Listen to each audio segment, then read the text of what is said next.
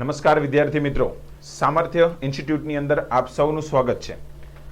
આપણે CC prelims આપી ચૂકેલા એ તમામ વિદ્યાર્થીઓના મનમાં ચાલી રહેલા એવા પ્રશ્નો કે જેની અંદર મુખ્ય પરીક્ષામાં શું થશે, મુખ્ય પરીક્ષા કેવી હશે અને સૌથી મોટો પ્રશ્ન કે પ્રિલિમની કટઓફ કેટલી હોઈ શકે, આ વિશેની આજે આપણે વાત કરવા જઈ રહ્યા છીએ. આપણી સાથે છે કપિલ સર અને કપિલ સરની પાસે મુખ્ય પરીક્ષાનો એક બહોળો અનુભવ છે. સાથે સાથે એમણે કાયદા ક્ષેત્રની અંદર પણ કામ કર્યું છે અને એવું કહી શકાય કે આજે જેની આપણે ચર્ચા કરવા જઈ રહ્યા છીએ સીસીએ મેન્સના આન્સર રાઇટિંગ વિશે પણ એમની પાસે ખૂબ જ બહોળો અનુભવ છે. તો આજે આપણે વાત કરીશું કપિલ સર સાથે. Yes sir, thank you so much. Tulsidas sir મારી સાથે છે. મિત્રો, આજે તમને ઘણા દિવસથી પ્રિલિમ્સ ને મેઇન્સ વચ્ચેનું આપણા મનમાં ઘણા બધા ડાઉટ હોય. જનરલી પ્રિલિમ્સ ને મેઇન્સ એટલે જીપીએસસી અને યુપીએસસી જ હોય, પણ પહેલી વાર આખું માળખું બદલાયું ગૌણ સેવાનું અને આ વખતે ગ્રુપ એ માટે મેઇન્સ છે. અને મેઇન્સ નાની મોટી મેઇન્સ નથી, લગભગ 350 માર્ક્સ. એમાં ઇંગ્લિશ, ગુજરાતી અને જીએસનો સિલેબસ જ્યારે જોઈએ તો મસ્ત મોટો સિલેબસ, એકદમ ટેકનોલોજી લોડેડ સિલેબસ, અને એવું લાગે કે આ સિલેબસથી આપણે આઈએસની તૈયારી કરતા હોય એટલો ટફ સિલેબસ દેખાય છે. પણ આજે તમારા માટે આ બધું સરળ કરવા લાવી રહ્યું છે સામર્થ્ય આઈએસ, અને ટૂંક સમયની અંદર ખૂબ સારી ચર્ચા, ખૂબ ડિટેલમાં ચર્ચા. અને મેઇન્સ આન્સર રાઇટિંગ એ શું છે, કઈ રીતે મેઇન્સનું આન્સર રાઇટિંગ થાય. માર્કેટની અંદર તમે જ્યારે ગમે એને પૂછો એટલે તકલીફ ત્યાંથી શરૂ થાય કે 20 શબ્દોમાં કઈ રીતે સમઅપ કરવું, 50 શબ્દોમાં કઈ રીતે લખવું, 100 શબ્દોમાં કઈ રીતે લખવું. વિદ્યાર્થીઓને ખૂબ પ્રશ્નો છે. અને સર, ખૂબ વિદ્યાર્થીઓ મારી સાથે વાતચીત કરે છે, મેસેજ દ્વારા, ઇન્સ્ટાગ્રામ પર મને પૂછે છે કે સાહેબ આ 20 શબ્દની અંદર ગાંધીજી વિશે કઈ રીતે લખવું. હવે ગાંધીજીનું નામ મોહનદાસ કરમચંદ ગાંધી પોરબંદરમાં જન્મ્યા હતા એવું લખો, ત્યાં 20 શબ્દ પૂરા થઈ જાય. તો આ બધું, અને જો તમે આ લખો તો પાછા 2 માંથી 2 માર્ક્સ ના મળે, અડધો જ માર્ક્સ મળે, તો તમારું કટ ઓફ પ્રોબ્લેમમાં આવી શકે. તો આજે હું અને તુલસીદાસ સર બંને સાથે રહીને તમને ડિટેલમાં માર્ગદર્શન કરવાના છીએ. સીસીના સિલેબસની થોડી ચર્ચા કરીએ મિત્રો. તો તુલસીદાસ સર તમને સમજાવશે કે કયા કયા માર્ક્સ છે અને કેટલા કેટલા પેપર્સ છે. જો સાહેબ, આની અંદર પ્રથમ પેપર જે રહેશે એ ગુજરાતી લેંગ્વેજ સ્કિલનું રહેશે. અને સામાન્ય રીતે દરેક વિદ્યાર્થીઓ 10મા ધોરણમાં અને 12મા ધોરણમાં ગુજરાતી તો ભણેલા જ હોય છે.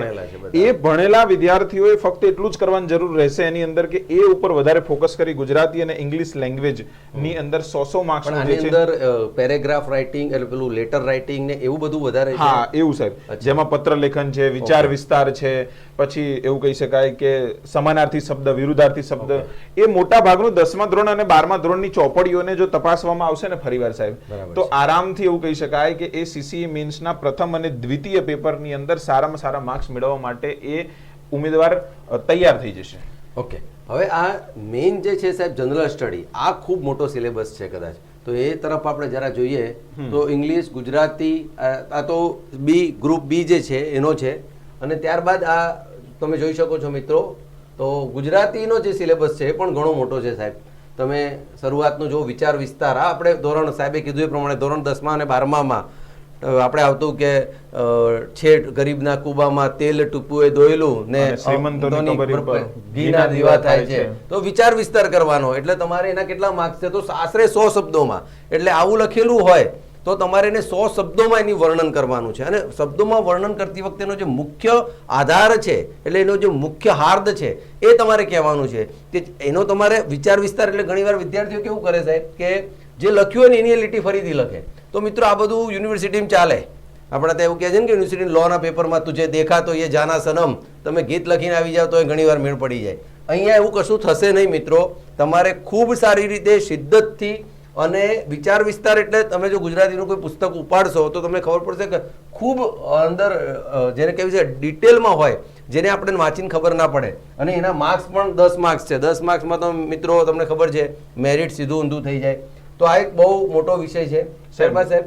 નિબંધ છે, વિચાર વિસ્તાર છે, સંક્ષેપીકરણ, ખાસ કરીને સંક્ષેપીકરણ છે, ગદ્ય સમીક્ષા છે, આ બધા એવા મુદ્દાઓ છે સાહેબ કે આપણે સામાન્ય રીતે જો જોવા જઈએ ને તો આને આપણે ખરેખર નોર્મલી તો આપણે એવું કહેતા હોય છે ગણિતમાં રોકડિયા માર્ક્સ હોય છે, પરંતુ આ પણ એવા માર્ક્સ છે બધા કે જે રોકડિયા માર્ક્સ છે. પત્ર લેખન છે, ચર્ચા પત્ર છે, અહેવાલ લેખન છે. ચર્ચા પત્ર ખૂબ ચર્ચામાં રહે છે. ચર્ચા પત્ર લખવો ખૂબ અઘરો હોય છે. ચર્ચા પત્રો એટલે મિત્રો શું, તો આપણે વર્તમાન પેપરની અંદર જે એડિટોરિયલને જે આપણે સલાહ આપીએ કે ભાઈ અત્યારે આવી ઘટના બની રહી છે, દાખલા તરીકે લેટેસ્ટની અંદર આપણને લાગે કે ભાઈ આગની ઘટનાઓ ખૂબ બને છે, તો તમે ચર્ચાપત્ર લખી શકો કે એના માટે શું કરવું જોઈએ, કેમ આવી આગની ઘટનાઓ વારંવાર બને છે. તો આ પ્રકારની જે વાત છે એ ચર્ચાપત્રની અંદર હોય છે. અને અહેવાલ લેખન એટલે જે ઘટના બની ગઈ છે ઘટનાનો અહેવાલ એટલે તમે રિપોર્ટિંગ કરો છો. તો રિપોર્ટિંગ કઈ રીતે કરવું મિત્રો, આના વિશે ડિટેલમાં ગુજરાતી અને ઇંગ્લિશના શિક્ષકો નેક્સ્ટ ટાઈમ અમારી ચેનલ પર આવશે, એની તમે રાહ જોજો. તમે લોકો ફટાફટ અમારી ચેનલ સબસ્ક્રાઇબ કરી લો, કારણ કે આ ચેનલ પર હવે રેગ્યુલર તમને યુટ્યુબ પર સીસી મેઇન્સનું તો રેગ્યુલર તમને કંઈ કંઈ પીરસાશે. અને આ ફ્રી ઓફ કોસ્ટ છે, ફ્રી કમ્પ્લીટ. એટલે તમે લોકો ફટાફટ પહેલાં તો સબસ્ક્રાઇબ કરો, એટલે આગળની વાત પણ તમને હું કરી શકું અને કોન્ટિન્યુઅસ તમને સામર્થ્ય આઈએએસ થકી તમને દરેક વસ્તુની માહિતી મળશે. કઈ રીતે પરીક્ષા આપવાની, પરીક્ષામાં સ્ટ્રેસ ફ્રી કઈ રીતે રહેવું, રાઇટિંગ માટે આગળ હું ખૂબ ડિટેલમાં ચર્ચા કરવાનો છું. ત્યારબાદ સાહેબ આપણે આ જોવો છો આ ક્રોકડિયા માર્ક્સ હોય સાહેબ, તમે કહેતા હતા આવ્યું આ બધા પણ આ 10 માર્ક્સનું છે, બહુ વ્યાકરણનું વેટેજ લિમિટેડ છે મિત્રો. સાહેબ આની સાથે સાથે ઘણા બધા જે વિડીયો જોઈ રહ્યા છે એ બધાને ઘણો એક એવો પણ પ્રશ્ન છે, સર મારા સીસી પ્રિલિમમાં કેટલા માર્ક્સ આવ્યા હશે તો હું અત્યારે એવું માનું કે હું સેફ છું. અમે સાહેબ જે 2 દિવસથી ટ્રેન્ડ જોઈએ છીએ, બધા છોકરાઓને પૂછીએ છીએ, આપણા વિદ્યાર્થીઓને લગભગ 40 થી 50 ની વચ્ચે જે વિદ્યાર્થીઓ છે બધા લગભગ સેફ છે એવું લાગે છે. અને એ બધા વિદ્યાર્થીઓને લગભગ 40,000 વિદ્યાર્થીઓ આ પરીક્ષા આપી શકશે, જે પ્રમાણે જેટલા ઘણા પાસ કરવાના છે એ પ્રમાણે. તો લગભગ સાહેબ મારું એવું માનવું છે કે આવું જ રહેતું હોય છે. 50% બી બહુ મોટું મેરિટ કહેવાય. અને જો એમાં જે વિદ્યાર્થીઓ આવી જશે એને મેઇન્સ તો આપવા મળશે જ. એટલે પણ તમારે મેઇન્સ માટેનો સમય બહુ ઓછો હશે, એટલે તમારે એકદમ કમર કસી લેવી પડશે. તમે એવું સમજતા હશો કે હવે પરીક્ષા આવશે ને પછી તૈયારી કરીશ ને આગ લાગશે ત્યારે કૂવો ખોદીશ, તો આ મેળ પડશે નહીં. કારણ કે અગર તુમ આગે નહીં બઢોગે તો કોઈ તુમકો ક્રોસ કરકે આગે बढ़ जाएगा. તો તમારે જવાબદારી છે કે તમે અત્યારથી તૈયારી કરો. આ વિષયના સાહેબ 10 માર્ક્સ છે લગભગ મને લાગે છે. બરાબર. અને પેલું ભાષાંતર છે એક મિત્રો, અનુવાદ પણ ખૂબ જરૂરી છે ઇંગ્લિશમાંથી ગુજરાતીમાં. ધેટ મેનને ધક્કા મારા ગીર પડા પણ વાગ્યું નહીં, એવું બધું નહીં ચાલે. એમાં તમારે કાયદેસર ગુજરાતી ભાષાના માન્ય ભાષાના શબ્દોનો ઉપયોગ કરવો જરૂરી છે. દાખલા તરીકે મિત્રો એક વસ્તુ છે કે અંગ્રેજીમાંથી ગુજરાતીમાં અનુવાદ કરીએ છીએ અને નંબર છે, સમજો કે 300 નંબર છે, તો 300 નંબરને આપણે 2 રીતે લખવું જોઈએ. 300 પણ ગુજરાતીમાં લખવાનું ડિજિટમાં અને કૌંસમાં 300 એવું પણ લખવું જોઈએ. આ ભાષાની મર્યાદા છે. જો તમે નહીં લખો તો 1 માર્ક્સ 2 માર્ક્સ કપાઈ શકે. અને આવી વાતો તમને હું કહેતો રહીશ, ગુજરાતીના શિક્ષક સાથે જ્યારે ચર્ચા આવીશ ત્યારે વધારે કરીશ. આજે અમારું ફોકસ જીએસ પર વધારે છે. નેક્સ્ટ આપણું ઇંગ્લિશ છે. ઇંગ્લિશની ચર્ચા આપણે મિત્રો ટૂંક સમયમાં આપણી ચેનલ પર એક પ્રોફેસર સાહેબ આવવાના છે. લગભગ you stay tune with the સામર્થ્ય આઈએએસ ચેનલ. એટલે તમને શનિવારે અને રવિવારે 2 દિવસે કદાચ આ ચાન્સ મળી જશે કે ઇંગ્લિશનું તો બહુ ડિટેલમાં રિપોર્ટ રાઇટિંગ વગેરે.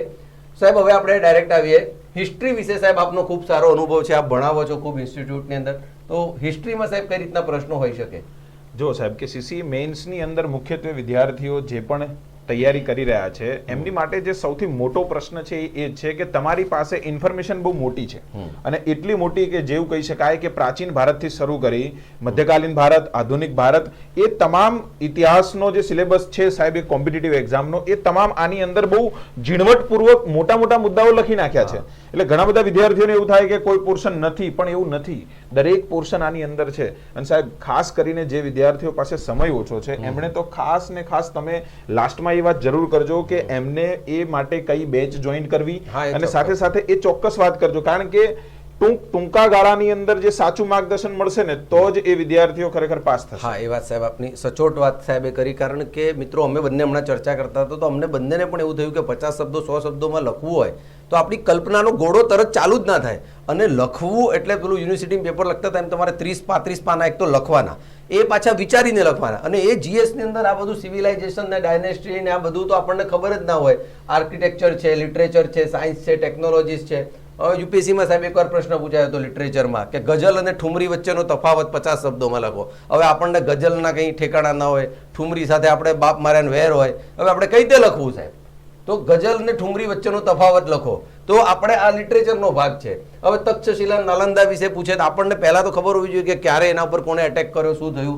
જેમ સાહેબ આપને તો ખ્યાલ જ હશે, બરાબર? તો આ લખવું અઘરું પડી જાય તો એના પાસેનું પહેલા તો નોલેજ જોઈશે. નોલેજ પછી કોમ્પ્રિહેન્સિબિલિટી જોઈએ, એટલે કે તમે એને ઓછાના ઓછા શબ્દોમાં એને કઈ રીતે મિક્સઅપ કરી શકો એ મહત્વનું છે. કારણ કે તમને માત્ર 1857નો બળવો એટલે આપણે તો પછી બિહારનો રાજા ને રાણી લક્ષ્મીબાઈ ને રોટલી ને ડુક્કરની ચરબી બધું લખી દઈએ અને લખવાના હોય 50 શબ્દ. અને આપણે ભાવનાઓમાં વહી જઈએ 100 શબ્દ લખી દઈએ તો પછી આપણને પેલા 5 માર્ક્સની જગ્યાએ 1 માર્ક્સ આવીને ઊભો રહે અને પછી આપણે પાછા એવું કહીએ મેં તો બધું જ લખ્યું હતું. પણ બધું લખવું જરૂરી નથી. અધિકારી કેવો જોઈએ, સરકારને કેવો અધિકારી જોઈએ, ટૂંકમાં સમજી જાય, લાંબુ કરે એવો અધિકારી નથી જોતો. એવા અધિકારીઓથી સરકારને નુકસાન થાય છે. એટલે સરકાર હવે ચેતી ગઈ છે કે ભાઈ એવા અધિકારીઓ લાવો કે જે અધિકારીઓ કમસે કમ સમજે, ફટાફટ સમજે અને ઓર્ડર આવે પેલો સીએમ કાર્યાલયથી તો તરત સમજી જાય. નહીં તો 2 દાડા સમજવામાં જ થાય. એટલે આ તમે જો કરેલું છે તો સમજવામાં તકલીફ નહીં પડે. આ છે ખાસ હિસ્ટ્રીની. એવું સમજો કે દરેક વિદ્યાર્થીઓ મારા માપને સમજો કે આટલી જાડી બુકમાંથી તમારે આટલો સિલેબસ તૈયાર કરવો, એ માટે તમારે એવા માર્ગદર્શનની જરૂર પડશે કે જે તમને વીણીને આપે કે ભાઈ આ પ્રશ્ન એવો છે કે જે મુખ્ય પરીક્ષામાં પૂછાવા લાયક છે. ત્યારે આપણે ટૂંકા સમયમાં સાહેબ આ સુધી પહોંચી શકીશું. ચોક્કસ સાહેબ, આપને તુલસીદાસ સરની વાત એકદમ સાચી છે. આ તમે હિસ્ટ્રીનો સિલેબસ જોઈ શકો છો મિત્રો.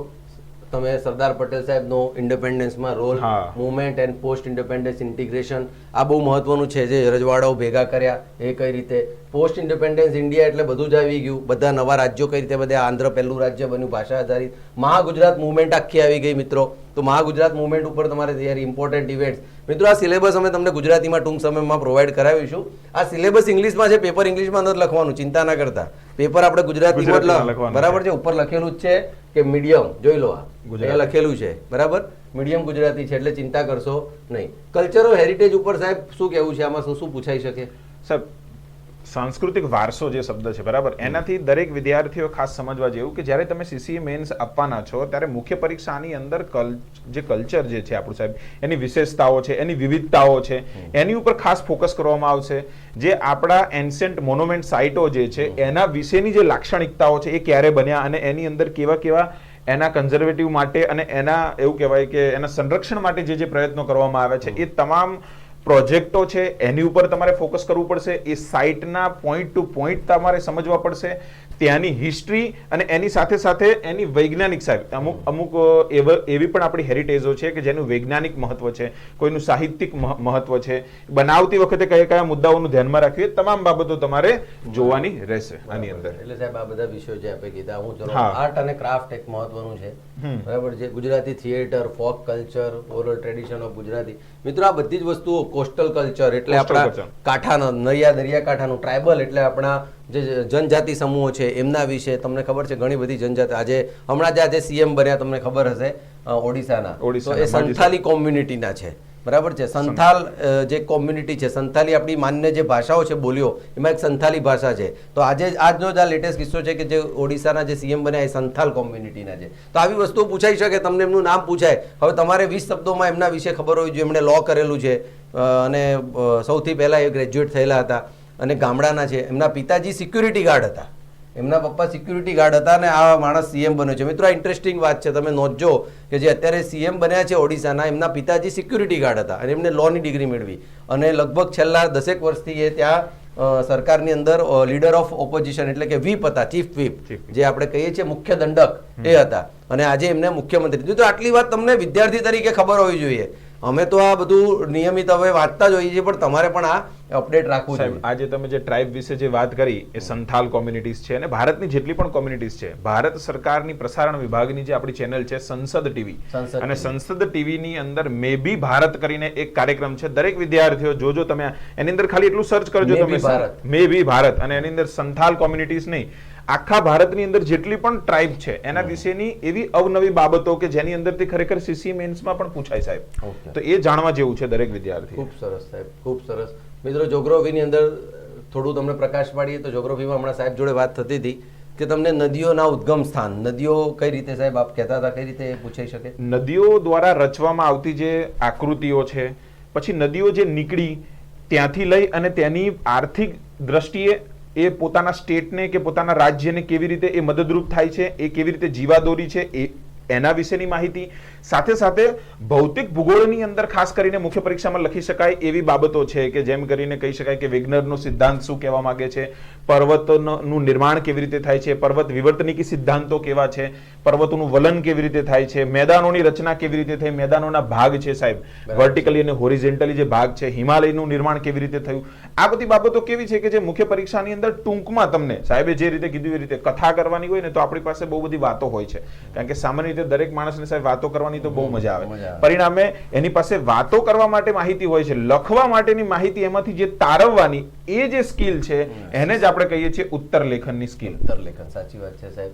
સાયન્સ એન્ડ ટેકનોલોજી મિત્રો આ ખૂબ મોટો પોર્શન છે, તમારે આના પર ખૂબ ફોકસ કરવું પડશે. મિસાઇલ પ્રોગ્રામ, આપણા દેશની ટેકનોલોજી અને લેટેસ્ટ હવે એઆઈ સુધીનું જે છે, e governance, policies regarding India, cyber crime. મિત્રો સાયબર ક્રાઇમ અને સાયબર સિક્યુરિટી ઉપર અત્યારે ખૂબ ફોકસ થાય છે. ઈ ગવર્નન્સ ખૂબ મોટો ટોપિક છે, એના ઉપર તમારે ખૂબ વાંચવું પડશે. પ્રશ્નો મિત્રો આમાંથી જ પૂછાશે, આ વિષયોમાંથી જ. એટલે તમે કોઈ ટોપિક છોડી દો એવું ચાલશે નહીં. Nation building, science and technology. હવે દાખલા તરીકે એવો પ્રશ્ન પૂછાય કે 100 શબ્દોમાં લખો કે પ્રસારણ અને વિજ્ઞાન જે ટેકનોલોજી છે એનો ભારતના વિકાસમાં ભવિષ્યમાં શું રોલ રહેશે, 100 શબ્દોમાં ચર્ચા કરો. તો આપણે એઆઈ ની વાત કરવી પડશે, આર્ટિફિશિયલ ઇન્ટેલિજન્સ કઈ રીતે ડેન્જરસ છે એના વિશે, એના પ્રોઝ એન્ડ કોન્સ લખવા પડશે. ઉત્તર લેખનની સાહેબે જે કીધું કે જે પ્રક્રિયા છે ને ખૂબ અલગ પ્રકારની છે. તમે એવું સમજતા હશો કે આપણે લખી દઈશું અને માર્ક્સ મળી જશે, તો મિત્રો યુનિવર્સિટી અહીંયા એક એક શબ્દ વંચાય છે. એક જે મોડરેટર હોય છે, એક જે ચકાસણી કરવાનો છે, એને દિવસમાં 5 કે 10 જ ઉત્તર આપવામાં આવે છે, 500 નથી આપવામાં આવતી. એટલે દરેક વસ્તુ ચકાસશે. માર્કિંગમાં સાહેબ એક વસ્તુ તમને કહું કે જે આપણે લખતા હોઈએ ત્યારે જે હેન્ડ રાઇટિંગ છે એના પેનલ્ટી માર્ક્સ પણ કપાતા હોય છે ઘણી વાર. એટલે એ ઘણી વખતે તમને 5 માર્ક્સ જો એને એલિજિબલ ના હોય, વાંચી ના શકાય, તો એના માર્ક્સ પણ કપાતા હોય. પણ આ બધી વસ્તુઓને મિત્રો તમારે ડિટેલમાં તૈયારી કરવી પડશે. અને ડિટેલની તૈયારી કરવા માટે હું તમને કહું, સાયન્સ એન્ડ ટેકનોલોજી માટે ઘણી બધી પુસ્તકો છે, પણ ખાસ કરીને પુસ્તકો સિવાય જે લેટેસ્ટ આર્ટિકલ આવે છે પેપરમાં, જેમ આપણે જોઈએ ને આપણી આજુબાજુની દુનિયા માટેના ઘણા બધા, ગુજરાત સમાચારની અંદર ઘણા બધા આર્ટિકલ આવે છે, આ આર્ટિકલમાંથી તમને લખવાનું પ્રોપર મટીરિયલ મળી રહેશે. એટલે તમે આર્ટિકલ્સ છે ને વાંચજો. એ સિવાય દૂરદર્શન ઓલ ઇન્ડિયા રેડિયોની એક ચર્ચા કા વિષય છે, એ લગભગ 9 વાગે અપલોડ થાય છે AIR.in પર. તો એ AIRની વેબસાઇટ ઉપર જે ચર્ચા કા વિષય છે 15 મિનિટ દરેક ઉમેદવારે સાંભળવું જોઈએ સાહેબ. કારણ કે એનાથી તમારું, તમે જો ઓબ્જેક્ટિવ હોય એવા તમારે ABCD, A ફોર અંબેમાં, B ફોર બહુચરમાં કરીને આપણે આગળ ભગવાનનું નામ લઈને જવા દઈએ છીએ, બરાબર છે. પણ અહીંયા તમારે ABCD ચાલશે નહીં, અહીંયા તમને નથી, બ્લેક એન્ડ વ્હાઇટ છે. હવે તમને એવો પ્રશ્ન પૂછ્યો કે ભાઈ ક્રૂઝ મિસાઇલ વિશે લખો 50 શબ્દો. હવે તમને ક્રૂઝ મિસાઇલ વિશે ખબર જ ના હોય કે ક્રૂઝ મિસાઇલ શું છે, તો તમારી પેન ત્યાં અટકી જશે. સમજ્યા તમે વાતને? તો વિદ્યાર્થી મિત્રો, તમને બધાને વધારે કમ્ફર્ટ થાય એના માટે હું પહેલી વાર મેઇન્સ આન્સર રાઇટિંગ માટે આટલું ડિટેલમાં કહું છું. મેં 2 વાર UPSC મેઇન્સ આપી સાહેબ, બંને વાર મને રાઇટિંગની અંદર ખબર પડી. પહેલી વાર તો મને પોતાને જ ખબર નથી પડતી કે પબ્લિક એડમિનિસ્ટ્રેશન મારો વિષય હતો કે આ કઈ રીતે લખવું. પછી ધીરે ધીરે શીખ્યો. મેં કમસે કમ મેઇન્સ માટે મેં દિલ્હીમાં કોચિંગ કર્યું અને મેઇન્સ માટે ઓછામાં ઓછા સાહેબ મેં 200 પેપર લખ્યા હતા, રાઇટિંગ પ્રેક્ટિસ કરી હતી. ત્યારે આ શાર્પનેસ આવી, અધરવાઇઝ આ શાર્પનેસ નહીં આવે. GPSCની મેઇન્સ 2 વાર આપી, સરકારમાં અધિકારી તરીકે નોકરી પણ કરી. પણ આજે જે નાની નાની વસ્તુ હું તમને કહી રહ્યો છું એ મારો અનુભવનો ભાગ છે સાહેબ. કારણ કે ખૂબ નાની નાની વસ્તુ મેં જોઈ છે કે કેવા કેવા પ્રોબ્લેમ થાય છે. ન્યુક્લિયર પોલિસી ઓફ ઇન્ડિયા, મિત્રો હમણાં નવી ન્યુક્લિયર પોલિસી બની છે. આપણી પોલિસી કઈ છે? ટ્રીટી આવે છે, CTBT છે, કોમ્પ્રિહેન્સિવ ટેસ્ટ બાન ટ્રીટી છે. આપણે CTBT ઉપર ક્યાં ક્યાં હસ્તાક્ષર કર્યા છે, નથી કર્યા. નોન પોલિફરેશન ટ્રીટી છે, પરમાણુ પ્રસારણ સંધિ છે, NPT. નોન પોલિફરેશન ટ્રીટી શું છે? એટોમિક એનર્જી કમિશન શું છે? અમેરિકા સાથે આપણે અને રશિયા સાથે આપણે શું ડીલ કરીએ છીએ, એના માટેનો આપણો ઘણા બધા આર્ટિકલ્સ છે કે જેના આપણે બેન કરેલા છે. ભાભા એટોમિક રિસર્ચ સેન્ટર, પછી આપણા જે કુદાણુ કોલમમાં પ્રોજેક્ટર છે, બધા જે અણુ વીજળીના, એ બધા પણ પ્રશ્નો આની અંદર પૂછાઈ શકે. એટલે સાયન્સ એન્ડ ટેકનોલોજીનો ખૂબ મોટો ભાગ તમારે નાનો મોટો નથી. ઇન્ફોર્મેશન એન્ડ કોમ્યુનિકેશન ટેકનોલોજી, આની અંદર મિત્રો AI પણ આવી જશે, બીકોઝ AI આર્ટિફિશિયલ ઇન્ટેલિજન્સ છે એનો ભાગ છે. તો મિત્રો આ ખાસ તમે સાયન્સ એન્ડ ટેકનોલોજીનો. હવે આ મહત્વનું આવી ગયું મિત્રો, એક events of regional, national and international. એટલે મિત્રો આપણા ભાષામાં કરંટ અફેર્સ, CA, બરાબર. દરેક મુદ્દાની તમારે નિયમિત, મેં તમને કીધું કે આજે ઓડિશાના કેટલા મિત્રો, ફટાફટ તમે આન્સર આપો કે આજના ઓડિશાના CM નું નામ શું છે, તમે કમેન્ટમાં લખો, બરાબર, તો અંદાજ આવે. તો આ કમેન્ટમાં તમે લખશો તો ખબર પડશે. ઓડિશાના CM નું નામ તમે લખો, કેટલા લોકોને ખ્યાલ છે જોઈએ છીએ, બરાબર. અને એમની કઈ, ફરીથી મેં આગળ કીધું છે, તો જે લોકો નવા જોડાયેલા હોય કે કઈ કોમ્યુનિટીમાંથી આવે છે, બરાબર છે. આ પ્રશ્ન, ઓડિશાની અંદર અત્યારે પહેલા કોની સરકાર હતી, એ કેટલા વર્ષ મુખ્યમંત્રી રહ્યા, એ પણ એક જરા લખો. કરંટ અફેર્સ સાથે તમે એકદમ અપડેટેડ હોવા જોઈએ. જો તમે અપડેટેડ નથી તો એનાથી તમારા આન્સર ઉપર ખૂબ ખરાબ ઇફેક્ટ આવશે. અને હું એક વસ્તુ તમને ફરીથી કહી દઉં સાહેબ, અહીંયા આપણે જે પણ આન્સર લખીએ એમાં કરંટની છાંટ હોય તો એનાથી તમને માર્ક્સ વધારે મળશે. આ 100%ની વાત છે. દાખલા તરીકે તમને પ્રશ્ન પૂછાય છે બંધારણ પર, પણ તમે વર્તમાન લોકસભાના ઇલેક્શનને જો એની અંદર ઉપયોગ કરી શકો તો એને તમને બેનિફિટ થશે, એનાથી તમે અપડેટેડ છો. કોન્સ્ટિટ્યુશનની વાત કરીએ તો સાહેબ પણ કોન્સ્ટિટ્યુશન વિશે ભણાવે છે, હું પણ ભણાવું સાહેબ છું. તમારો બહોળો અનુભવ છે આ વિષય સાથે, કારણ કે સાહેબે પબ્લિક એડમિનિસ્ટ્રેશન સાથે યુપીએસસી ની તૈયારી અને મેન્સ આપેલી છે. તો સાહેબ તમે જ આની અંદર વધારે પ્રકાશ પાડો. મિત્રો, કોન્સ્ટિટ્યુશનના પ્રશ્નો જે પૂછાય એ થોડા અઘરા હોય છે અને ઘણી વખતે ક્લેરિટી નથી હોતી, બરાબર છે. દાખલા તરીકે 50 શબ્દો એવું પૂછે કે રાષ્ટ્રપતિની ચૂંટણી વિશે લખવાનું થાય 50 શબ્દોમાં, તો શું લખી શકાય? તો રાષ્ટ્રપતિની ચૂંટણી પહેલા તો કેવી ચૂંટણી છે? અપ્રત્યક્ષ ચૂંટણી છે. તો શું શું આવે કન્ટેન્ટ કહું સાહેબ. એક તો ચૂંટણી કેવા પ્રકારની છે, ચૂંટણીનું મતદાર મંડળ કોણ છે, ચૂંટણી કઈ કઈ રીતે થાય છે, અને ચૂંટણીમાં ઇલેક્શન કમિશન અને સુપ્રીમ કોર્ટનો રોલ શું છે. આ 4 વસ્તુ તમે લખો એટલે મિત્રો તમારો આન્સર પરફેક્ટ. હવે આપણને સીધી વસ્તુ છે, ચૂંટણી કોણ કરે છે? Election commission of India. બીજી વસ્તુ કે ચૂંટણી કઈ રીતે છે? અપ્રત્યક્ષ. અપ્રત્યક્ષ એટલે કઈ રીતે? તો સિંગલ ટ્રાન્સફરેબલ વોટ, એકલ સંક્રમણીય પદ્ધતિ, સમપ્રમાણ પ્રતિનિધિત્વ, પ્રોપોર્શનલ રિપ્રેઝન્ટેશન, સમપ્રમાણ પ્રતિ અને ગુપ્ત મતદાન. આ 3 રીતે છે પાછું. એટલે સિંગલ ટ્રાન્સફરેબલ એટલે એકલ સંક્રમણીય પદ્ધતિ, સમપ્રમાણ પ્રતિનિધિત્વ અને ગુપ્ત મતદાન. ગુપ્ત મતદાન એટલે વોટ તમારો સિક્રેટ હોય. આ 3 વસ્તુ તમારે અનિવાર્યપણે લખવી પડે. પછી તમારે લખવું પડે નેક્સ્ટ મહત્વનું કે ચૂંટણી જે છે એનું મતદાર મંડળ, તો રાજ્યોની વિધાનસભા અને 2 એનસી એટલે જે યુટી છે એની પણ વિધાનસભા. એ કઈ કઈ છે? તો એક તો છે દિલ્હી અને બીજી છે પોંડિચેરી. આમની વિધાનસભા પણ એમાં ભાગ લઈ શકે. એ સિવાય ત્રીજું કે ભાઈ લોકસભાના અને રાજ્યસભાના કયા સભ્યો લઈ શકે? તો જે ઇલેક્ટેડ છે એ જ સભ્યો આમાં ભાગ લઈ શકે. જે રાષ્ટ્રપતિ દ્વારા લોકસભાની અંદર 2 એંગ્લો ઇન્ડિયન હોય એ આમાં ભાગ નથી લઈ શકતા, અને જે રાજ્યસભાની અંદર 12 જે હોય છે એ નથી લઈ શકતા. અને ઇલેક્શન કમિશનનો શું રોલ છે? તો ઇલેક્શન કમિશન ઓફ ઇન્ડિયા આને કરાવે છે, અને આની સુનવાઈ માત્ર સુપ્રીમ કોર્ટમાં થઈ શકે, અને 2 જ લોકો આના માટે પિટિશન કરી શકે. સમજો કે રાષ્ટ્રપતિની ચૂંટણી થઈ તો પિટિશન કોણ કરી શકે? હવે હું એમ કહું કે રાષ્ટ્રપતિનું ઇલેક્શન મને મંજૂર નહીં, હું પિટિશન ના કરી શકું. કાં તો જે ઉમેદવાર ઉભો છે એ કરી શકે, અને કાં તો વોટ આપનાર કરી શકે. એ સિવાય ત્રીજો કોઈ વ્યક્તિ આની પિટિશન કરી શકે નહીં. એટલે આનામાં આટલું તમે લખો એટલે એક શિક્ષકને ખબર પડે, જે તપાસ થાય કે આ વિદ્યાર્થીને ઊંડી સમજ છે. અને આટલું તમે લખો તો તમને 5 માંથી 5 માર્ક્સ ક્યાંય નથી ગયા મિત્રો, 110%. તો આ તમે થોડું ધ્યાન રાખજો. કોન્સ્ટિટ્યુશનમાં હું તમને કહીશ કે ડિવિઝન ઓફ પાવર આ બહુ મહત્વનો ટોપિક છે.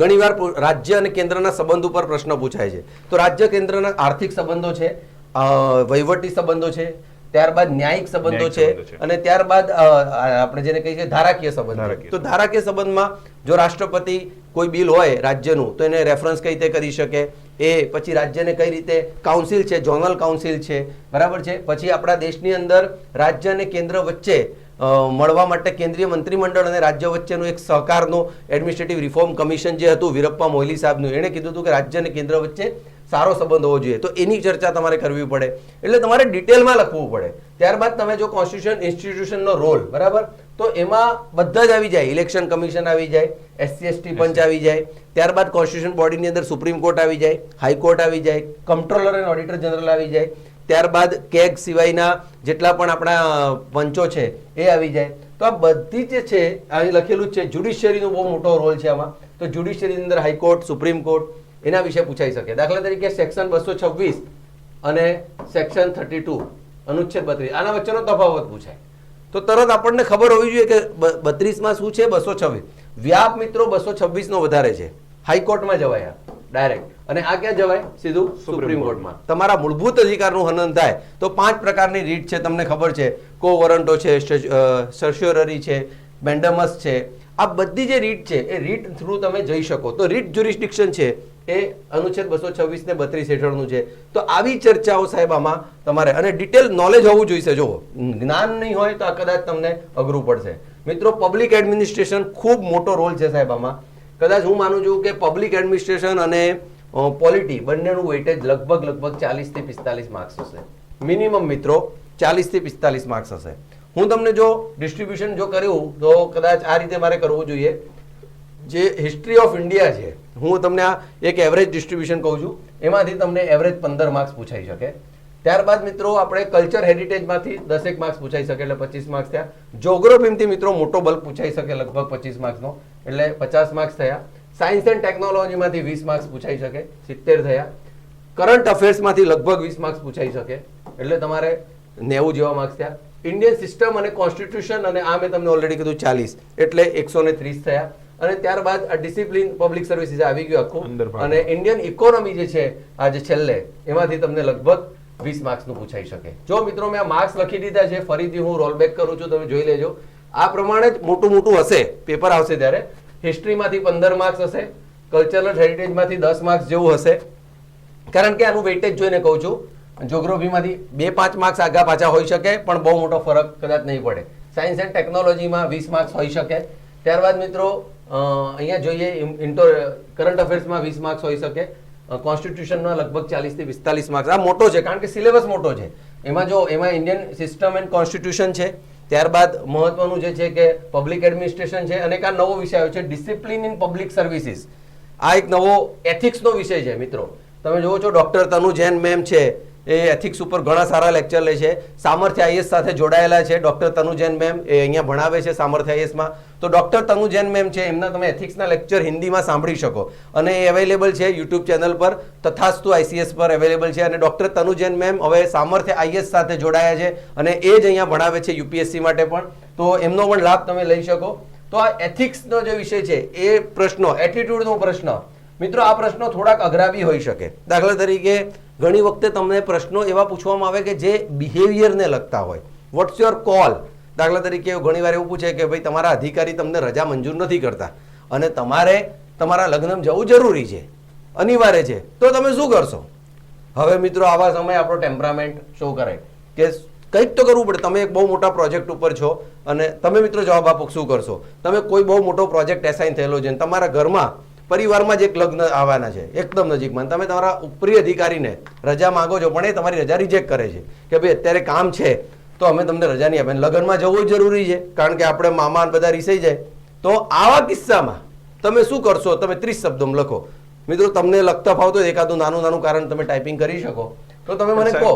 આજે તમે કીધું એમાંથી ઘણા બધા વિદ્યાર્થીઓ જે કોલેજમાં ભણી અને હમણાં નીકળ્યા હશે તો એવું જ વિચારતા હશે ને કે એક પાછલી બારીએથી કૂદીને જતું રહેવું. હા, ના ભાઈ, એવું અહીંયા સરકારમાં પોસિબલ નથી. તો પછી તમને પાછલી બારીથી પછી ક્યારે અંદર આવવા નહીં મળે, બરાબર? એ જે સ્કિલ છે એ આપણે અહીંયાથી શીખવાની છે કે કેવી રીતે લખવું. હા, તો આ બહુ જો એમાં લખેલું જ છે, તમે જો વાંચી શકો છો.